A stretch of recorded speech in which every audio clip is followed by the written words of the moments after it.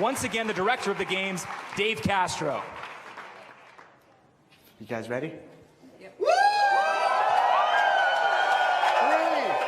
2, 1, go! It is time to test your fitness. The 2017 season is underway, and for the first time ever in the Open, we see the dumbbells. Man, you know, and everyone was so curious about what this was going to be. I put it out on social media just to think what everyone thought it was going to be. A lot of people didn't think we would see it, and here it is. And everyone I talked to thought it was going to be dumbbell thrusters, and here we are with the dumbbell snatch. I like it. And they're already through that first set of 10, working on the first set of 15 burpee box jump overs. Keep in mind the leader's name will be highlighted in blue, which is currently Patrick Vellner on the left. Brent Fikowski 1 rep behind in red. Both these guys moving very consistent. Now, we have to remember, just as in every CrossFit event like this, it's not the first round that really determines whether you're going to be the winner or not. And both these guys are very smart about pacing. So you can see exactly what they're doing. They're not crushing themselves. They know that they have a total of 150 dumbbell snatches. Oh, and let's just throw another 75 box jump overs at the same time onto that. Now keep in mind, for everybody here, the near 400,000 athletes that are going to be taking on this event, you do have that 20-minute time cap, but here for these two athletes and the two in Paris right now, probably not going to be a factor with that time limit. No, I think these guys are going to hammer through this. I mean, look at the way they're moving. They're so consistent, and granted, this is very, very early in the rep seam that we have to worry about. But, you know, I mean, overall, these guys, I really think that there's going to be a couple things that these guys seem to really be paying attention to as they're going through this workout. Yeah, give it to me now. Right there, those 3 things I think are going to be really important. Consistent tempo, and what we're talking about there is, can you finish that last round the same tempo with all the movements, the dumbbells and the burpees, as you are in the first 2 rounds? If you can keep that consistent, you're going to be doing real well, and that's also keeping that rest time down. Then dumbbell efficiency. This workout, I believe, comes down to how you handle that dumbbell. You don't want to miss any reps, obviously. We haven't seen anybody switch that dumbbell in midair, which I think we're going to have to. I think we'll end up seeing a lot of athletes do that. You know, granted, these guys are getting it on the fly, but they don't want to miss that rep. So both heads have to touch the ground, and that's going to be the safest way to do that. Cycle time is going to be how fast they're moving, both the dumbbell and how fast they're moving through those burpees. Now, I said something about it earlier in the intro that I think that Vellner has the advantage, being that he's a little bit shorter. So he has a little bit shorter distance to have to move the dumbbell, a little bit shorter distance on that burpee, the same thing. The only real advantage Fikowski's going to have here is his height on that jump, which I just don't think is going to really matter enough. So if Fikowski wants to improve his position, which he's already currently behind her just by a rep, but we're early, he's got to pick up that cycle time and that cycle speed for both of these movements. There is rep number 60, which closes out round number 2 for Vellner, the reigning 3rd fittest man on earth and rookie of the year from the 2016 Reebok CrossFit Games. He opens up a 3-rep lead over Fikowski. Now, if you watch that technique that both these guys are doing, both these guys are extremely strong. So that 50-pound dumbbell is not heavy for them. They're games athletes. So because of that, look at what they're doing. They're completely saving their legs. They're really not using their legs at all, and they are bending over a lot. Now, granted, you can do that early. We have 150 reps of this. If any of these guys have an issue, low back issue, something where they start to burn out with any sort of high volume, this is going to really crush them at that particular point. You always want to keep your shoulders above your hips. Anytime your shoulders go below, you're just doing it's an absolute assault on that low back. So meanwhile, while this is going on in Montreal to kick off the men's action in the Open, we still have the women's action going on simultaneously in France. And this is a dead heat in progress between Briggs and Holta, and they're in round 3 on the burpee box jump overs already. Again, you can keep up with that one throughout its entirety over on the Second Screen Experience on the Facebook Live feed on the CrossFit site. So while they're working on finishing the 3rd round of burpee box jump overs, it's the beginning of the 3rd round of the burpee box jump overs back here in Montreal with Vellner and Fikowski. Vellner continuing to hold a 2-rep advantage. Both of these guys are doing the step-up technique for those burpees. I think that's pretty smart. The fact that we are doing a lot of reps of movement overall, but between the two movements, you have to be able to conserve as much energy as possible. That stepping up, you can see Patrick right there stepped up, same thing with Fikowski.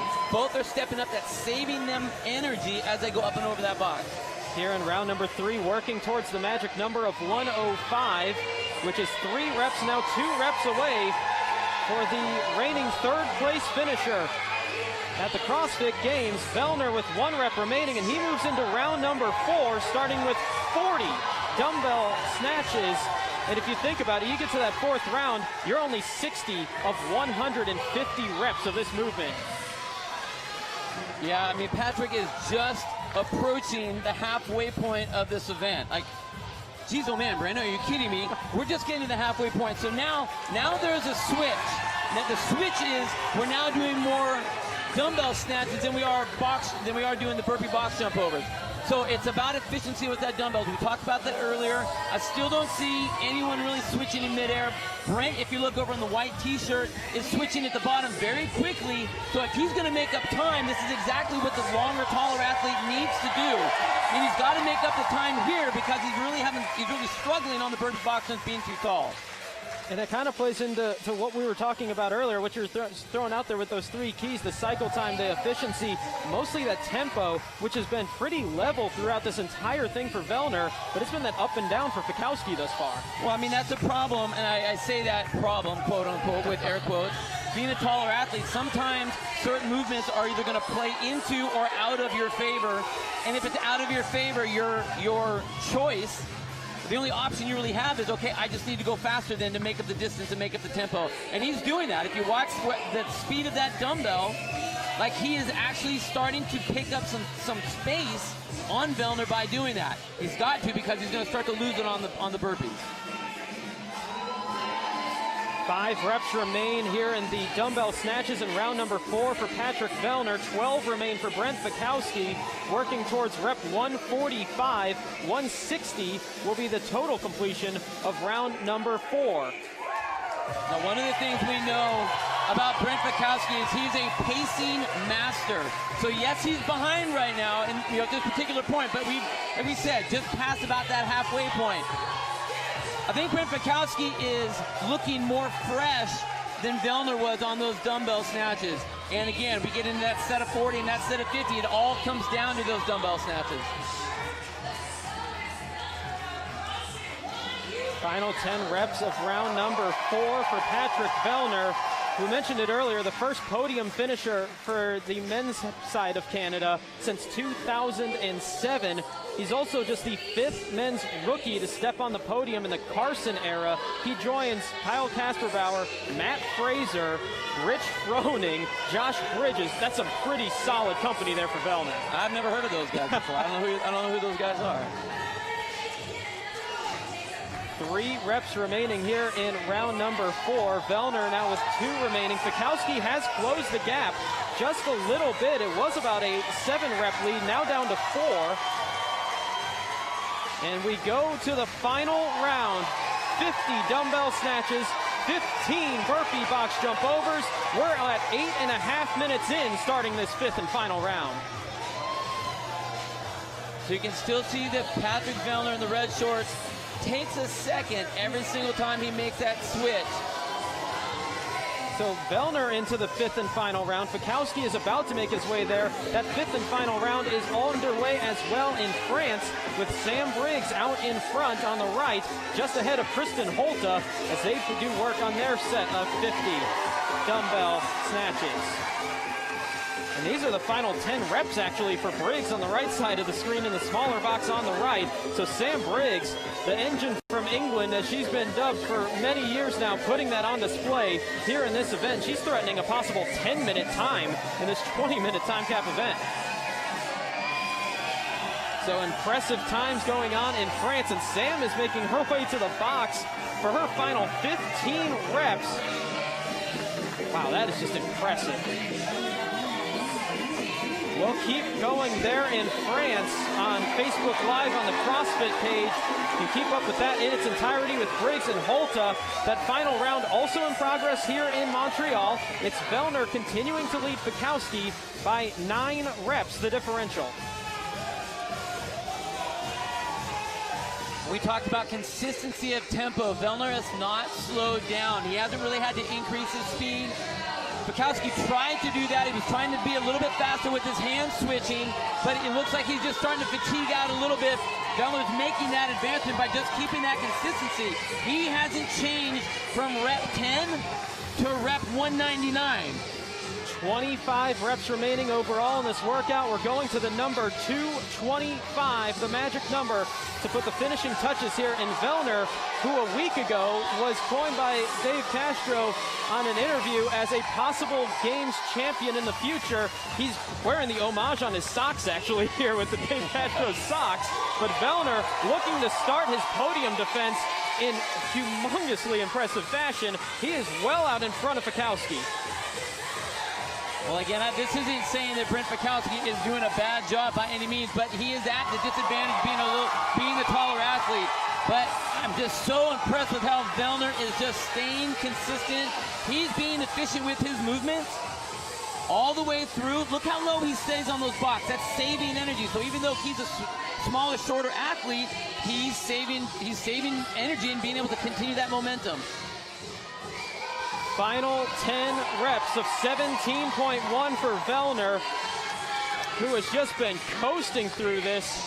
And you can see that little bit of difficulty going from the snatches to the burpee box jump overs here on that start for Fikowski. And I would imagine for about 399,999 other athletes at this point in this. 5 reps remain for Vellner. 1 year ago, he was the #1 seed out of Canada East going to the regionals. He wound up in 3rd place there behind Fraser and LaRouche. And he said that whole time he wanted to prove that #1 spot wasn't a fluke. And he's well on his way to possibly doing it again here. 11 minutes, 53 seconds for Patrick Vellner. Wow, you know what? This does not make me want to do this workout at all. Do you see the look of pain on his face? I don't want that. Thanks a lot, Pat. And Fikowski with his final 3 reps, he knows he's about to get the humiliation treatment that these two are going to do. But that's a distant thought here at this point. Final rep for Fikowski, and he'll finish at 12:23. That was a huge amount of work for both of those guys at that tempo and that speed. Unbelievable job.